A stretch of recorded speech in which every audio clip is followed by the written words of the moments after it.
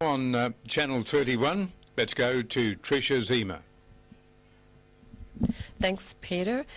Now, there's a disease out there that over 1 in 100 people can have, and the majority of us don't even realize what it is. Today, we're going to be talking about celiac, and I've got Jane Davies here, who is the Executive Officer of the Coeliac Society of Victoria, to talk to us about this disease. Welcome. Thank you very much, Tricia. Thank you for having me today. Now, can you tell us a little bit about this disease? Well, basically, the most difficult thing about celiac disease is that people don't always know they have it, as you said.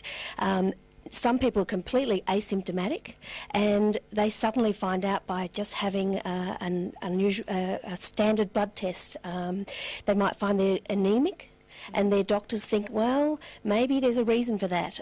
You're eating well. Now, obviously, if you're anemic, you're low in iron, so you may not be absorbing your nutrients properly, and that can be one of the signs of celiac disease. And there's also can be what? Bloating, constipation, diarrhea. How would someone decide between something like that or irritable bowel syndrome? How would they diagnose the difference? Okay, well, basically you would go along first to see your GP to find out why you may be having these symptoms of constant diarrhea and feeling ill, and can be as serious as vomiting and losing weight and quite a few things, and chronic fatigue, quite a few different things. The doctor would then send you off for a series of blood tests called a celiac serology. There's a few tests involved in that, and it's probably a bit too detailed to go on to now. And then what happens is you have the results, and if they're positive, you're then referred to a gastroenterologist. And they take you along to do a gastroscopy and take about 4 to 5 small biopsies from the small intestine, and if they come back positive, then you are usually then diagnosed with celiac disease. Now, do they do this step before they would go to, say, a DNA test? What a lot of people will do is have a DNA test to actually rule out celiac disease. As it's passed on from generation to generation, if you know your mother has it or your sister, you may have the test to see whether or not you have had the gene passed on to you, and if the test comes back positive, then you are likely to get it one day. It doesn't mean you'll have it right now. Now, I've got a picture here of the bad germ. I'll let you talk a little bit about that. And also in the fact that, talk a little bit about your history. Apparently you were actually diagnosed with celiac disease. It'd be a fascinating story to hear. Yes, okay.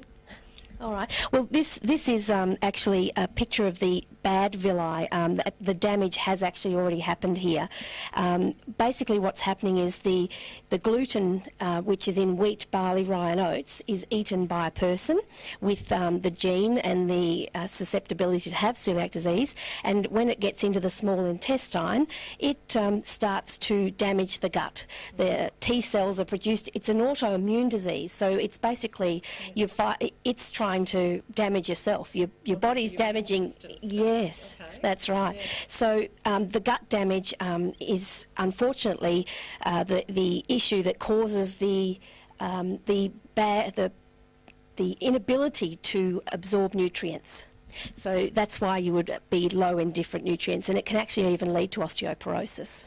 Yes, I heard that, and that's quite a bad disease with the bone structure and the lowering of the bones, and they can fracture very easily. So now, we talked about determining how you find out you have celiac disease. I did want to hear about your personal story with your family, because you have it and your husband have it, don't you? Yes, it is quite unusual to have 2 members in the family that aren't related to have celiac disease. My mother-in-law actually, probably around 8 years ago, discovered she had celiac disease. She couldn't leave the house. No, because we're not too far away from the bathroom, that's why, which is a bit of a shame. And she loves being out having lunch with friends.